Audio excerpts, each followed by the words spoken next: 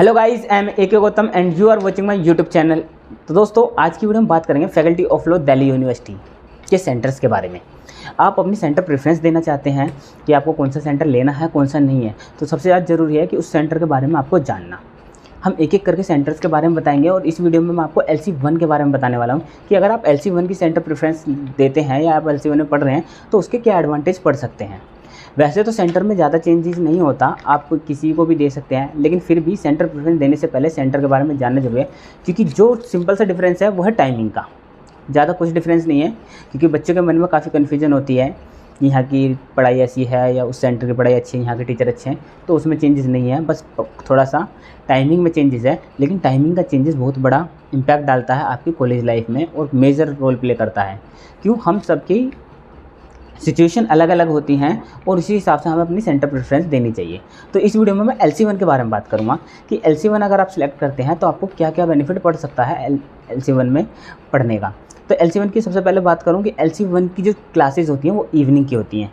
LC2 और CLC जो है वो क्या है, वो मॉर्निंग की क्लासेस होती हैं, लेकिन अगर आप इवनिंग में पढ़ना चाहते हैं तो आप LC1 ले सकते हैं। और काफ़ी सारे बच्चे ऐसे हैं जिन्हें इवनिंग की क्लासेस अच्छी नहीं लगती, क्राउड अच्छा नहीं लगता इवनिंग का, वो सुबह सुबह कोचिंग वो करना चाहते हैं क्लासेस, तो वो क्या कर सकते हैं भाई, LC1 बिल्कुल भी ना लें और LC1 को थर्ड प्रेफरेंस रखें। तो इसलिए, लेकिन जिसे इवनिंग चाहिए वो LC1 ले सकता है। अब इसके काफ़ी सारे बेनिफिट भी होते हैं इवनिंग में, ऐसे नहीं है कि सारे नुकसान ही है, बच्चों को अच्छा नहीं लगता। और एक फ़ायदा तो मैं ऐसा बताने वाला हूँ जो बस LC1 वालों को ही मिलता है और किसी को नहीं मिल सकता। तो चलिए पहले LC1 के बारे में आपको बता देता हूँ कि इसका क्लासेस वगैरह कैसे लगती हैं। तो जो अगर पहले फैकल्टी की बात करें, जो टीचर की बात है, वो ऐसा नहीं है कि LC1 के अलग हैं, LC2 के अलग हैं, अलग होते हैं, लेकिन जो पूरे कैंपस के ना वो रोटेशन पॉलिसी पे होते रहते हैं। तो कभी LC1 के चेंज होकर CLC में चले जाते हैं, LC2 में चले जाते हैं। तो ऐसा नहीं है कि CLC के टीचर ज़्यादा अच्छे हैं, LC1 के ज़्यादा अच्छे हैं, वो कोई नहीं है, वो कॉमन चीज़ है। इस बेस पर आप अपना सेंटर प्रेफरेंस मत देखना। दूसरा, अगर बात करें लाइब्रेरी की, तो लाइब्रेरी तीनों की सेपरेट है। CLC की भी लाइब्रेरी है, LC1 की भी लाइब्रेरी है, LC2 की भी लाइब्रेरी। और जो LC1 की लाइब्रेरी है वो है CLC में। CLC का जो पीछे वो है ऑडिटोरियम, उसके बराबर में लाइब्रेरी है फर्स्ट फ्लोर पे। और बात करें कि LC1 की जो क्लासेस लगती हैं वो लगती हैं 2 से लेकर 7 तक, 2 से लेकर 7 बजे तक क्लासेस ख़त्म हो जाती हैं, इवनिंग की क्लासेस हैं।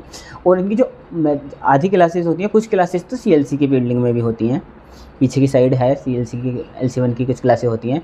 वहीं ज़्यादातर क्लासेस जो होती हैं वो LC2 की बिल्डिंग में होती हैं, न्यू बिल्डिंग में। तो कुछ क्लासेस वहाँ होती हैं और कुछ क्लासेस यहाँ होती हैं। मतलब ऐसा नहीं है कि प्रॉपर एक बिल्डिंग होगी यहीं होगी। और क्योंकि इनका जो एडमिनिस्ट्रेटिव वर्क है, जहाँ से आई कार्ड या डॉक्यूमेंटेशन का काम होता है, वो CLC में है इनका। CLC में LC1 का ऑफिस है एडमिनिस्ट्रेटिव का, तो वहाँ पे इन्हें जितने भी डॉक्यूमेंटेशन का काम करने पड़ते हैं वो वहाँ कराने पड़ते हैं। आई होप आपको ये समझ में आया होगा। अब बात करते हैं टाइमिंग की, कि अब टाइमिंग है तो उसके क्या क्या फ़ायदे पड़ सकते हैं। सबसे पहली बात कि 2 से 7 है, कोई ब्रेक नहीं है। मतलब कि 2 से 7 से लगातार क्लासेस होती हैं, मुश्किल से किसी दिन आपको 1 घंटे का ब्रेक मिल गया या नहीं हुई क्लासेस, तो ये है, आपको 2 से क्लास मिलती है। तो इस बीच क्या कर सकते हैं, आप मॉर्निंग में कुछ प्रोडक्टिव कर सकते हैं।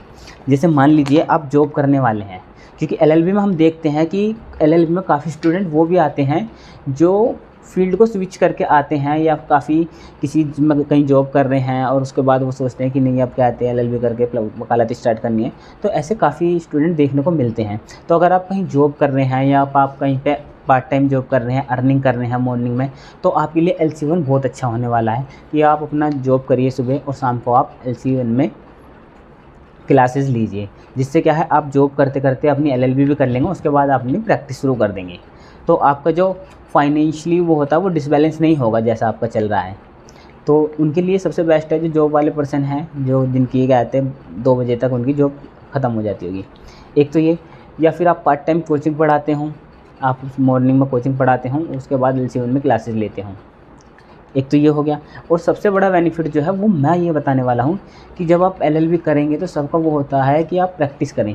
तो जो बच्चे प्रॉपर लिटिगेशन में जाना चाहते हैं, खासकर मैं लिटिगेशन की बताना चाहता हूँ, जिन बच्चों को लिटिगेशन में जाना है, पहले से ही क्लियर है कि हमें आगे चल के वकालत करनी है, तो उनके लिए LC1 सबसे बेस्ट होने वाला है। वो इसलिए होने वाला है क्योंकि अगर जो LC2 और CLC के बच्चे हैं, जो वो कोर्ट में इंटर्नशिप जब कर पाते हैं जब उन्हें ब्रेक मिलता है, यानी कि समर वैकेशन मिलता है, जिसमें कोर्ट के वैकेशन होते हैं तो ज़्यादा टाइम नहीं मिल पाता। जुलाई में वो मुश्किल से 1 या 1.5 महीने की इंटर्नशिप कर पाते हैं।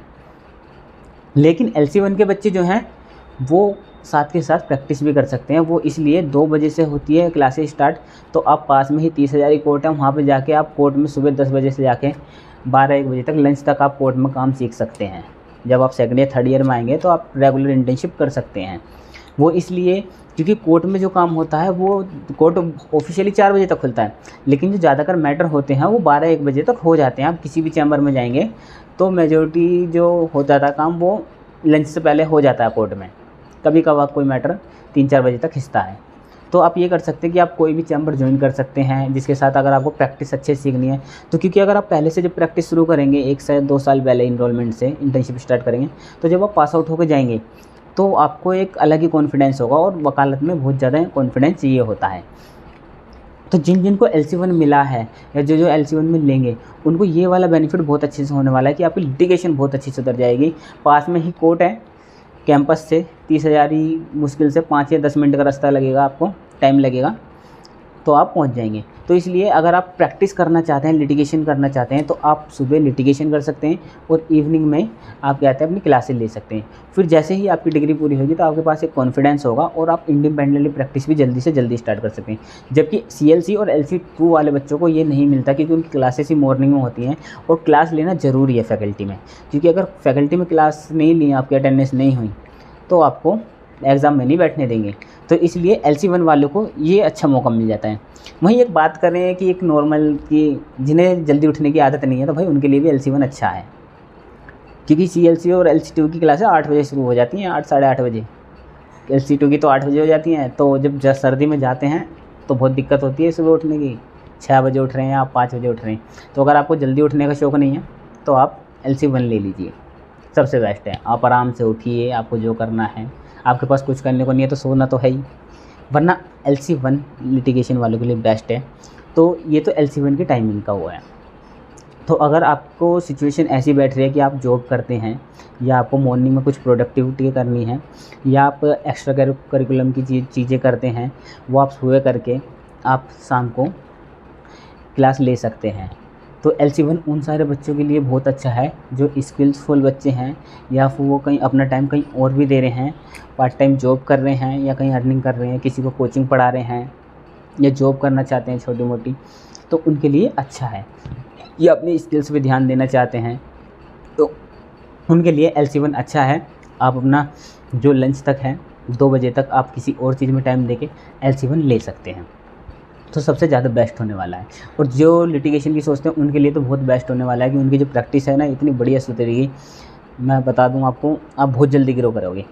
तो LC1 ऐसा नहीं है, क्योंकि बच्चों को लगता है कि LC1 को थोड़ा प्रेफरेंस लेट करते हैं, वो इसलिए कि इवनिंग का है, इवनिंग के कॉलेज ज़्यादा बच्चों को पसंद नहीं आते, हमें पता है, क्योंकि वो सोचते हैं कि क्राउड इतना अच्छा नहीं मिलता। पर LC1 अगर आप अपनी सिचुएशन के अकॉर्डिंग आपको सूटेबल होती है या आप जॉब वाले पर्सन हैं, पार्ट टाइम जॉब करने वाले हैं, लिटिगेशन में, तो आपके लिए LC1 बेस्ट है।